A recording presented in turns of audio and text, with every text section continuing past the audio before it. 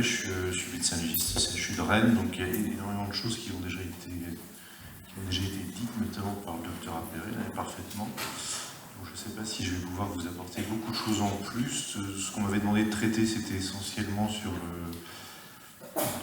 la rédaction des certificats médicaux, dont M. le procureur vous a rappelé l'intérêt. Et effectivement, les personnes que vous êtes amenés à recevoir, les personnes victimes de violences que vous êtes amenés à recevoir, ce sont des patients qui vous consultent parce que ce qu'elles ont vécu a pu avoir un retentissement sur leur santé physique ou psychique. Alors elles vous consultent pour ça d'ailleurs, ou elles vous consultent pour autre chose. Mais c'est à l'occasion de la consultation que la problématique peut parfois être évoquée. Donc c'est à la fois des patients qui ont éventuellement besoin de soins, puis c'est également des citoyens qui peuvent être des justiciables et dont il va falloir que vous puissiez les aider à faire valoir leurs droits. Parce que même si il faut saluer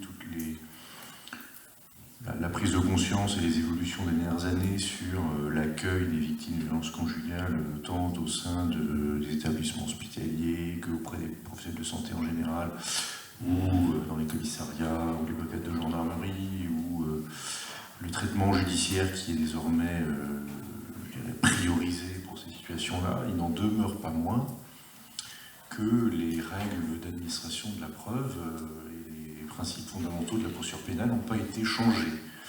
Et que si monsieur le procureur veut pouvoir renvoyer devant le tribunal correctionnel une personne dont il est convaincu qu'elle a commis une infraction, eh bien encore faut-il qu'il ait suffisamment d'éléments de preuve pour ce faire.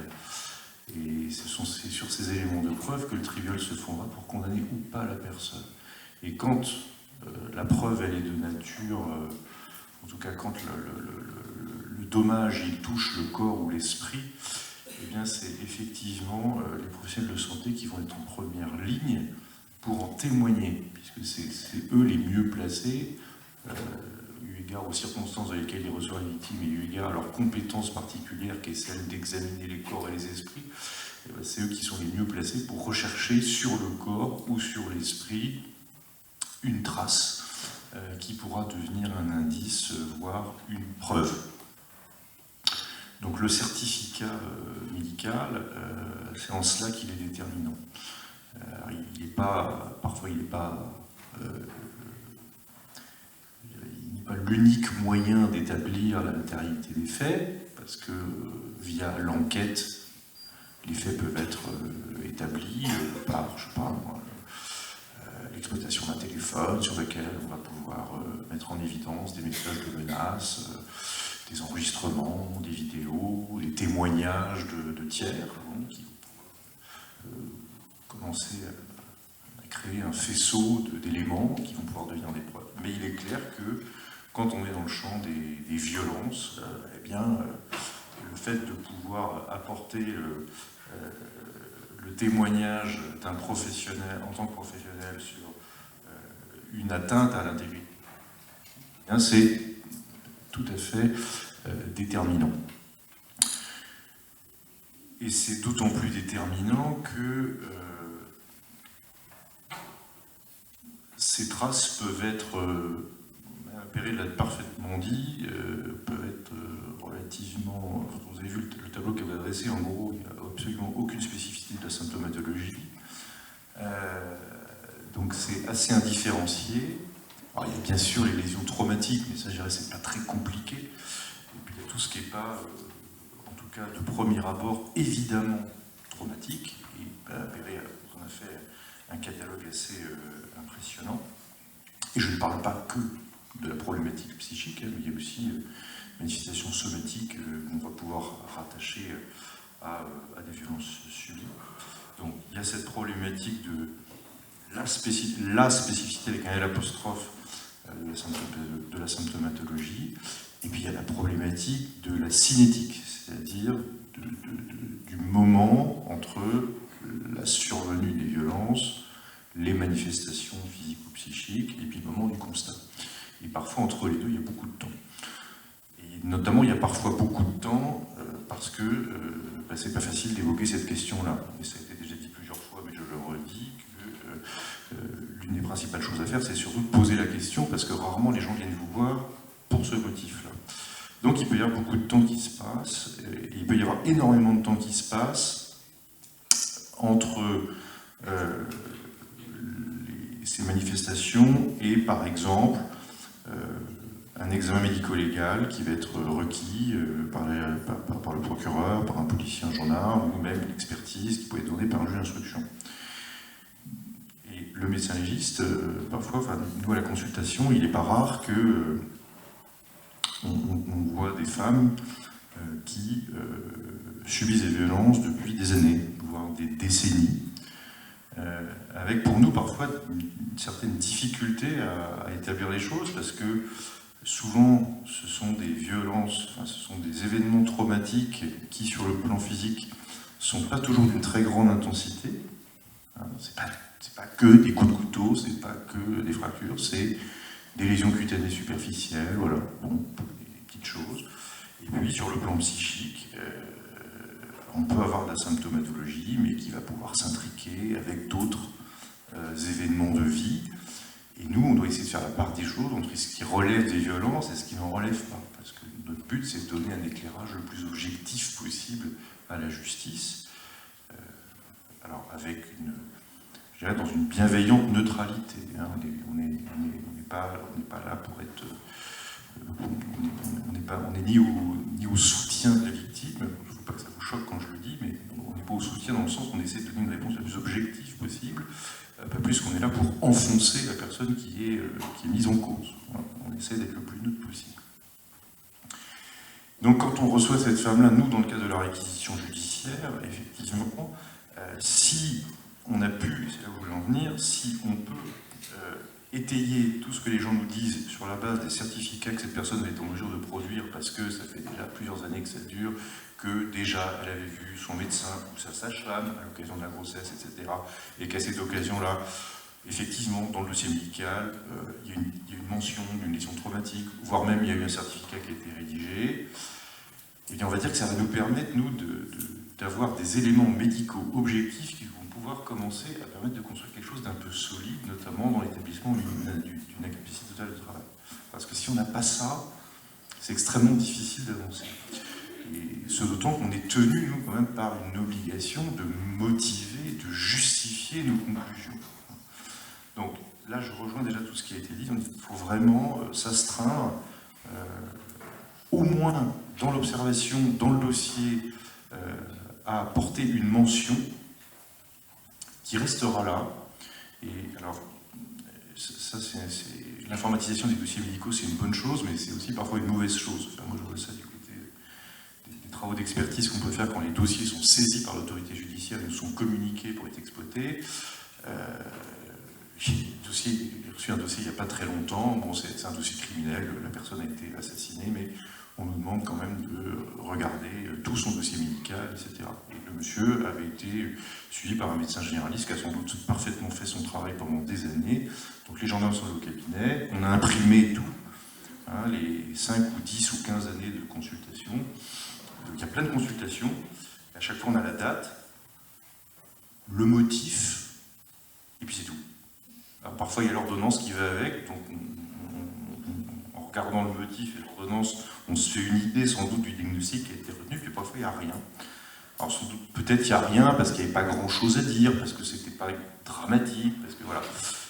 Et effectivement, une échymose superficielle de 1 cm de diamètre à un endroit, c'est sans doute pas un truc déterminant quand on est le médecin qui va soigner, parce qu'il n'y a rien à prescrire dans ces cas-là. Il n'y a pas d'examen complémentaire pour bilan lésionnel.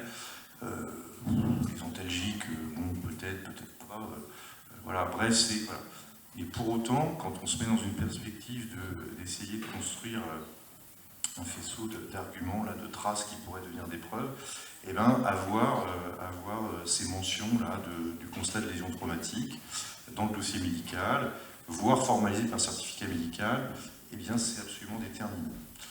Donc le certificat médical, il ne faut pas s'en faire tout un monde, c'est-à-dire que le certificat d'ailleurs, qui peut être rédigé par n'importe quel professionnel de santé, qui soit une profession médicale comme les médecins, les sages-femmes ou les dentistes, mais de la même manière qu'il peut l'être par n'importe quel autre professionnel professionnels de santé. Certificat. Allô, oui.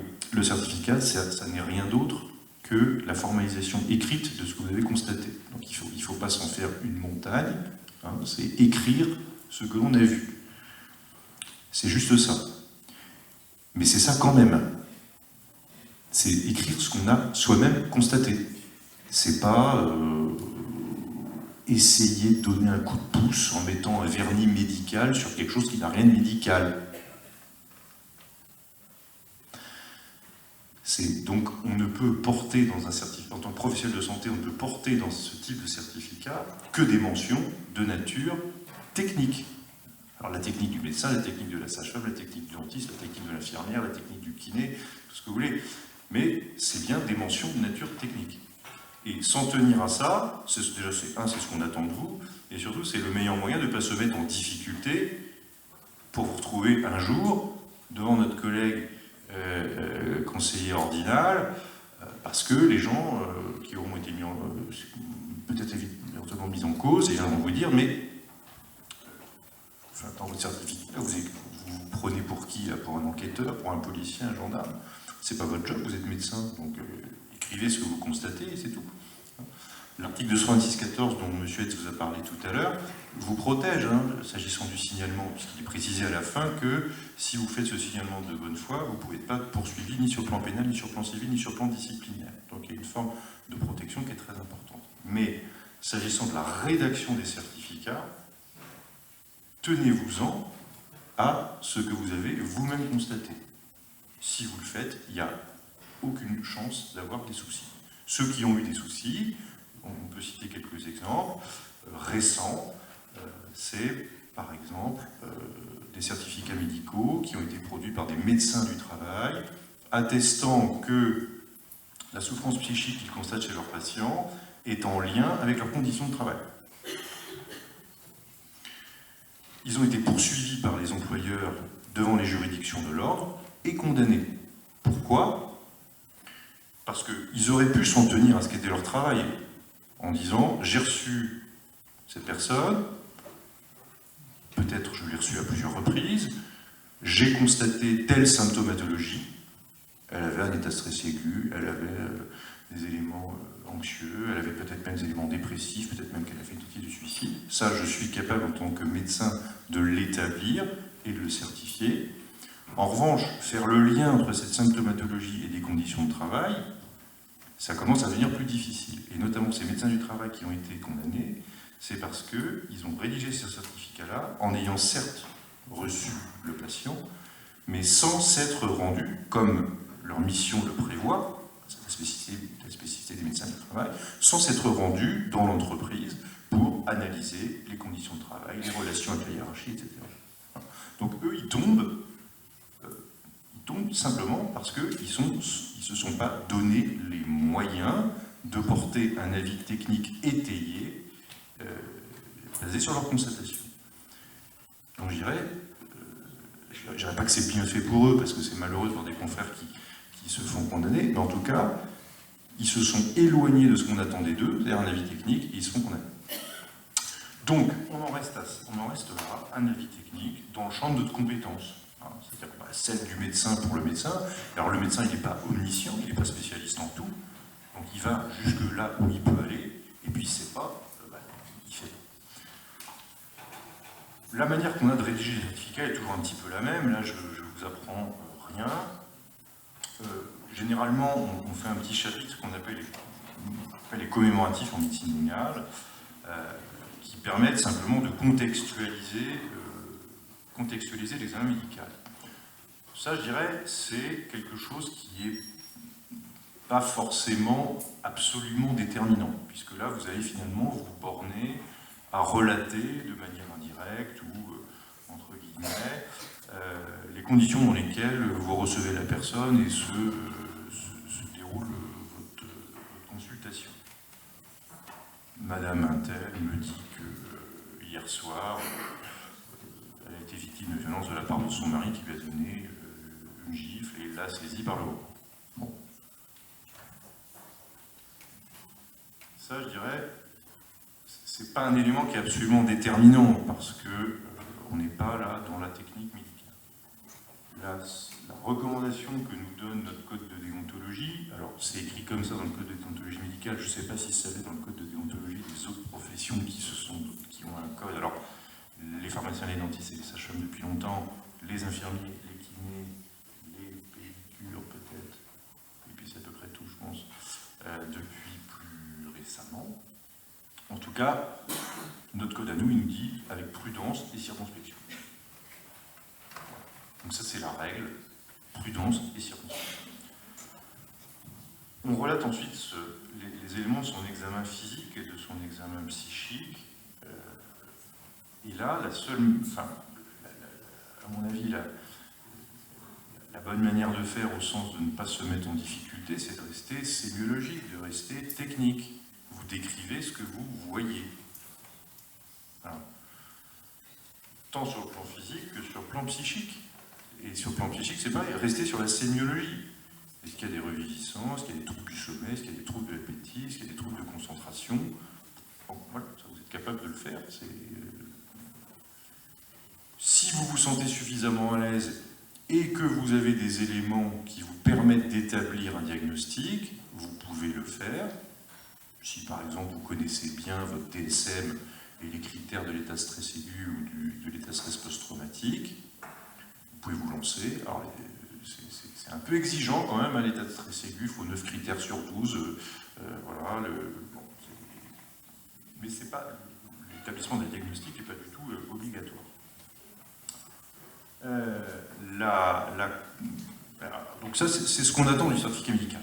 Et puis après, il y a, est-ce qu'on va un petit peu plus loin? Alors, aller un peu plus loin, ce serait quoi? Alors là, il y a des éléments qui, de mon point de vue, ne relèvent pas du certificat lambda, qui vont être, par exemple,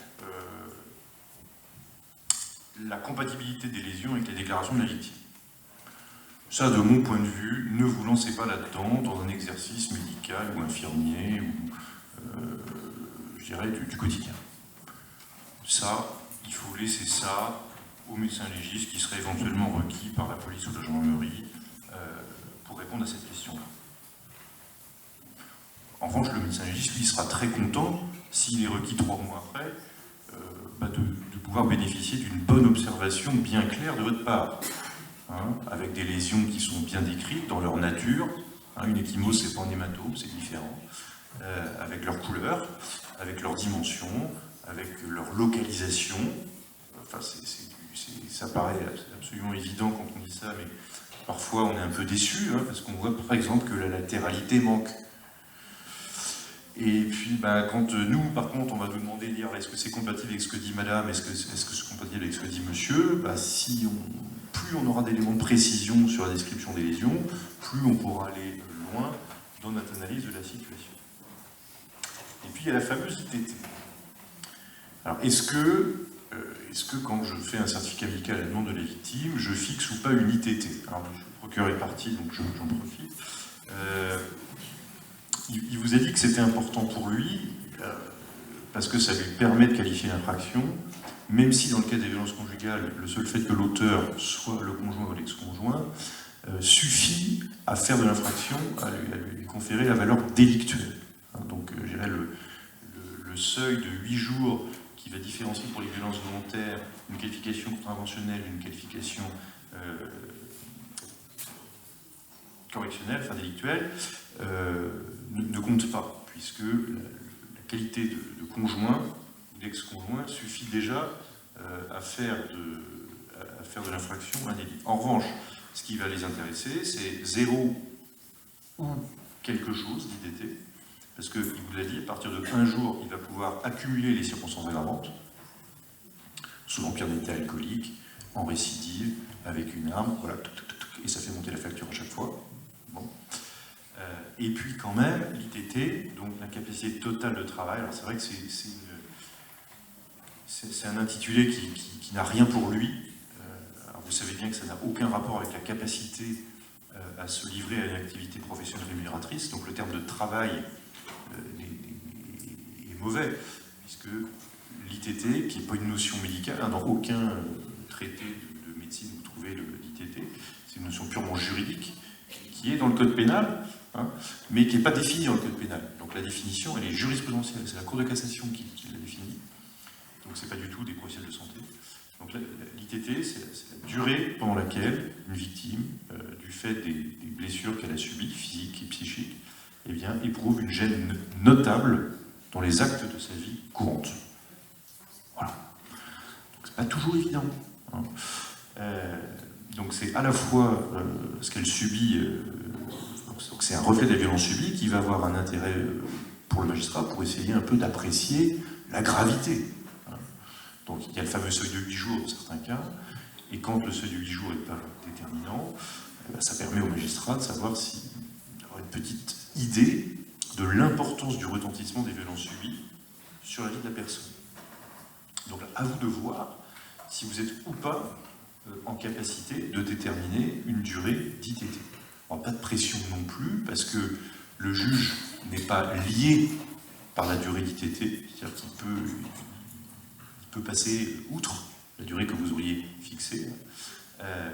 Donc voilà, un élément parmi d'autres de qualification. Donc ce qui est important, c'est que il ne faut pas se sentir tenu par la nécessité de fixer une ITT. Parfois c'est difficile de terminer une ITT, même quand on est rompu à l'exercice comme nous. On voit à peu près 5000 victimes par an dans le service, donc autant d'ITT qui sont fixées. Mais c'est pas toujours facile de la déterminer, pour plein de raisons. Parce que parfois le délai est très court. Notre procureur à Rennes, là, pour toutes les violences conjugales, désormais depuis 2 ans, eh bien c'est placement en garde à vue immédiat et la victime vient consulter en médecine légale quelques heures après. Et on lui a expliqué que c'était sans doute de son côté quelque chose qui lui paraissait intéressant, mais du point de vue médical, c'est pas toujours très intéressant parce que souvent toutes les lésions n'ont pas apparu. Si vous avez remarqué ça, vous verrez que les ecchymoses, parfois ça apparaît de manière un peu retardée. Et puis surtout, et ça c'est vraiment quelque chose que l'on voit beaucoup dans les violences conjugales,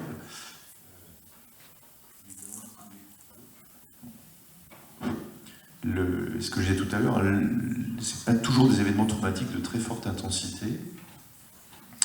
Et si on est sur des délais très courts, on ne pourra pas médicalement apprécier valablement le retentissement psychique.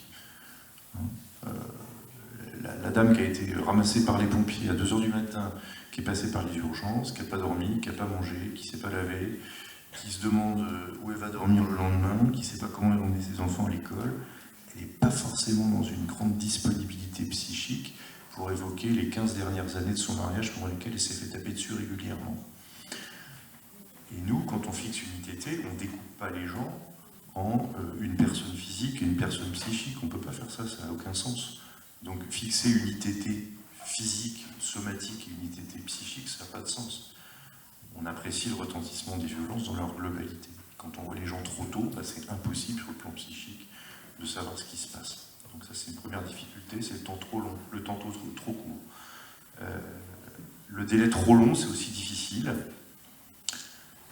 parce que quand on est très longtemps après les faits, et qu'on doit essayer de fixer cette ITT de manière la plus objective possible, sauf à verser dans une forme de compassion qui n'est pas notre job, on n'est pas là pour mettre une ITT pour faire plaisir aux gens. Il n'y a pas de prime. C'est peut-être un peu dur ce que je dis là, mais on n'est pas là pour dire, bon, c'est une pauvre dame qui subit des choses horribles, etc. Bon, on va charger un peu l'ITT, parce qu'après tout, il faut qu'il se passe quelque chose. Non, on ne peut pas faire ça, on ne peut pas raisonner comme ça. Donc, quand les choses se sont passées il y a très longtemps, sans les remettre en doute, mais ça reste quand même difficile si on n'a pas des éléments objectifs sur lesquels se fonder un minimum. Et c'est là où tout ce qui a pu être déjà fait et qui est dans le dossier médical, par exemple du médecin traitant, ou qui est dans le dossier médical des différents services d'urgence que l'on a pu fréquenter, c'est absolument déterminé. Troisième difficulté, c'est le retentissement des violences versus l'état séquelaire. Il y a un moment, à partir de quand on arrête de parler d'ITT? C'est compliqué parfois. je me souviens d'une affaire de violence et de privation sur une enfant qui avait entraîné un anisme psychosocial. Je ne sais pas si vous connaissez cette entité. Donc c'est des enfants qui ont un anisme qui n'est pas lié à un défaut de sécrétion d'hormones de croissance. C'est un anisme qui est purement d'origine psychologique. C'est une enfant qui avait ses 2 parents, une sœur. Elle était toujours séparée du reste de la famille. Elle mangeait toujours toute seule et elle mangeait toujours la même chose pendant des années. Elle a arrêté de grandir. Et puis on l'a exclue de la famille. Et là, elle a repris sa croissance en taille, en poids, et elle a récupéré ses courbes. Un anisme psychosocial qui avait été qualifié de violence habituelle, etc. Vous imaginez qu'elle en a conservé quelques traces, notamment sur le plan psychologique. Et le magistrat nous dit, il me faut une ITT. Et là, on se dit, mais comment on va faire ? Elle a eu une gêne notable dans ses actes de vie courante pendant des années. Et puis ça la gêne encore sur le plan psychique. À partir de quand on s'arrête, en fait ? Bon. Là, c'est une illustration du fait que l'ITT, c'est sans doute un outil de mesure qui n'est pas toujours adapté, notamment pour ces violences au long cours. Et puis la dernière difficulté, c'est les faits répétés, où là aussi, c'est parfois difficile de distinguer parmi plein d'événements de vie défavorables, ce qui relève, le jour où on voit la personne, des faits dont la justice, au sujet desquels la justice aimerait qu'on l'éclaire. Beaucoup de nos victimes de violences conjugales, mais vraiment beaucoup, là je rejoins ce qui a été dit tout à l'heure par Mme Perret en disant si vous ne leur posez pas la question, il y a très peu de chances que vous sachiez ou qu'elles viennent avec un panneau disant je suis victime de violences conjugales. Eh bien, celles qui nous arrivent avec un panneau victime de violences conjugales, parce qu'elles nous sont adressées par la police ou la gendarmerie, donc il y a la réquisition qui dit qu'il y a des éléments suffisamment étayés pour le penser, une fois sur 3, quand vous leur posez la question, vous trouvez des agressions dans l'enfance. Vous trouvez des éléments de vulnérabilité, notamment dans le champ des violences sexuelles subies pendant l'enfance ou l'adolescence. Et là, c'est la même chose, très difficile de faire la part des choses. Pour conclure, parce que je crois que j'étais trop long, mais vous m'excuserez, si on ne sait pas, là aussi, on le dit. Voilà. On ne vous demande pas de dépasser vos compétences ou de vous lancer dans quelque chose que vous ne maîtrisez pas, confère ce que je disais au tout début de mon exposé. Le certificat médical, c'est la relation écrite de vos constatations. Bon, allez jusqu'où vous pouvez aller, et si vous ne pouvez pas aller au-delà, vous le dites, et la justice pourra se retourner, si elle en a besoin, vers un autre professionnel qui peut-être pourra l'éclairer de manière utile. Donc de manière générale, on reste descriptif et précis pour ceux qui passeront après, donc là je prêche pour ma paroisse. On ne porte pas d'appréciation d'ordre juridique, ou qui pourrait s'apparenter à une appréciation d'ordre juridique. On ne se lance pas dans une qualification de viol, etc. Laissons ça à ceux dont c'est la compétence. Voilà. On peut parler de pénétration vaginale, on ne se lance pas dans une qualification pénale. Et puis si on a un doute, alors que ce soit dans la rédaction d'un certificat, mais que ce soit aussi dans la manière de mener l'examen, eh bien on en a l'habitude dans un exercice professionnel de santé, on a la possibilité de demander à un collègue, quand c'est un peu plus que les autres, et dans le champ des violences, c'est médecin légiste. Alors, il n'y a pas de médecin légiste dans les Côtes-d'Armor. Alors si, il y en a un, Dinan. Il n'y en a pas ailleurs. Bon, mais Dinan, M. Hetz vous a dit, c'est pas chez lui, c'est chez le procureur de Saint-Malo. Bon, pour autant, il n'y a pas de neurochirurgien à Saint-Brieuc, et quand les collègues urgentistes de l'année ont besoin d'un neurochirurgien, ils savent où en trouver un, il y en a un, il y en a un reste. Voilà. Donc, le message que je veux vous passer en disant ça, c'est que sur ces questions-là, vous pouvez tout à fait appeler au CHU via le standard et demander à parler à un médecin légiste. Il y en a un qui vous répond H24 et qui peut vous aider soit dans une rédaction qui vous semble difficile, soit dans un examen qui vous semble compliqué. Étant entendu que, notamment dans le champ des violences sexuelles, si vous ne savez pas, ne faites pas. Alors je pense qu'il reste une diapo sur la réquisition. Voilà. Mais si vous ne savez pas faire, ne faites pas. Ne vous lancez pas là-dedans parce que vous ne rendez service à personne, pas à la victime, pas à l'autorité judiciaire qui vous requiert parce qu'elle a besoin de quelqu'un qui soit compétent en la matière, et puis pas à vous-même parce que vous vous mettez potentiellement en difficulté. Donc, là aussi, notamment dans le champ des agressions sexuelles, l'examen médical peut être déterminant, notamment chez les enfants. Donc, si vous ne savez pas, et c'est pas du tout une injure de ne pas savoir, ne faites pas, et M. West trouvera toujours quelqu'un pour le faire. En tout cas, ça devient son problème à lui. Alors, ce ne sera pas forcément simple, mais en tout cas, il y aura des possibilités. La réquisition judiciaire, pour terminer, donc c'est le fait donc la réquisition judiciaire, c'est l'acte par lequel un officier de police judiciaire, la plupart du temps, ça peut être le procureur lui-même, mais la plupart du temps ce sont les policiers et les gendarmes qui le font, va vous demander de réaliser un acte technique. Donc il va vous confier une mission, il va même vous enjoindre à la réaliser, c'est-à-dire que vous ne pouvez pas dire que vous ne souhaitez pas le faire. Bon, je ne pense pas que vous poursuivriez, mais les poursuites sont possibles. La seule manière que vous avez de vous exonérer de cette injonction qui vous est faite, c'est, je ne parle pas des cas de force majeure, mais c'est sûr, et là il ne faudra pas hésiter à l'utiliser, c'est votre incompétence technique dans le domaine considéré. C'est-à-dire si on vous demande de faire quelque chose que vous ne savez pas faire, il faut très vite le dire pour que le policier ou le gendarme puisse en prendre acte et se retourner vers quelqu'un qui saura faire. Alors, dans le cas qui nous préoccupe, ce sera essentiellement des réquisitions qui seront faites à des médecins, avec une mission, plus qu'à d'autres professionnels de santé, avec une mission qui sera généralement de constater les blessures, éventuellement de se prononcer sur leur compatibilité avec les déclarations de la victime, et déterminer une idée. Là, de la même manière, sachez dire jusqu'où vous pouvez aller et jusqu'où vous ne pouvez pas aller. Constater les lésions, c'est à la portée de n'importe quel médecin, en tout cas je l'espère. C'est de la sémiologie, vous décrivez, il n'y a pas de problème. Le reste, on a déjà dit, c'est plus compliqué. Ça peut être plus compliqué, et si c'est trop compliqué, vous ne faites pas. Ça donne lieu à la rédaction d'un rapport qui va être transmis au policier ou au gendarme qui vous a désigné, et désormais, un texte réglementaire prévoit que la victime peut demander d'avoir une copie de ce rapport, ce qui n'était pas le cas avant. Donc si elle le demande, vous pouvez remettre une copie du rapport de réquisition à la victime.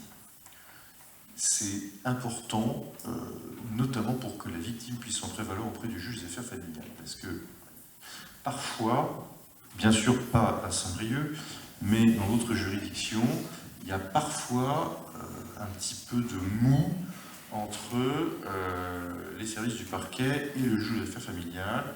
La transmission d'informations ne se fait pas nécessairement. Et donc le fait que la victime, mais pas à Saint-Brieuc, j'ai dit, le fait que la victime puisse avoir une copie désormais, puisse avoir une copie du rapport de réquisition, donc c'est dans les articles réglementaires du Code, donc c'est vraiment écrit, va lui permettre, notamment via son avocat, peut-être de pouvoir stimuler le juge d'affaires familiales et d'avoir une réponse civile, pour le coup, qui sera peut-être un petit peu plus réactive. Alors, il y a un petit formalisme qui est la prestation de serment, puisque effectivement, si vous n'êtes pas inscrit sur une liste d'experts près la Cour d'appel ou la Cour de cassation, vous devez prêter serment d'apporter votre concours à la justice en votre honneur et votre conscience. Alors, sur les réquisitions de la gendarmerie, c'est pratique, parce qu'il suffit de cocher une case. C'est très bien fait. La police, c'est pas le cas. Donc, alors, je ne sais pas si ce serait un élément de nullité du certificat si le serment écrit ne figurait pas. Je ne suis pas sûr que les avocats de défense s'en saisissent. Bon, voilà. Si vous voulez le faire élégamment, vous écrivez ça. Si c'est les gendarmes, vous cochez la case, c'est plus simple. Donc, vous déposez votre rapport auprès de l'OPJ qui vous a requis, généralement dans les meilleurs délais. Et puis, bon, la rémunération, je ne sais pas si c'est un élément déterminant pour en reparler après. Donc voilà ce que je voulais vous dire sur certificat réquisition. Peut-être les seuls messages à retenir, c'est restez dans votre domaine de compétences, restez factuel, restez descriptif, ne portez pas d'appréciation, connaissez vos limites et sachez dire non.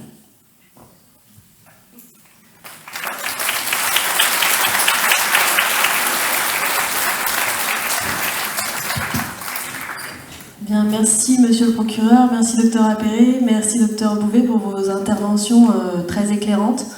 On va maintenant passer à la deuxième partie de soirée et donc on va se séparer de nos collègues médecins qui sont amenés à se déplacer dans la salle de réunion numéro 2. Normalement, il y a assez de chaises pour eux, mais si jamais il n'y en a pas assez, il en reste quelques-unes derrière le rideau là-bas.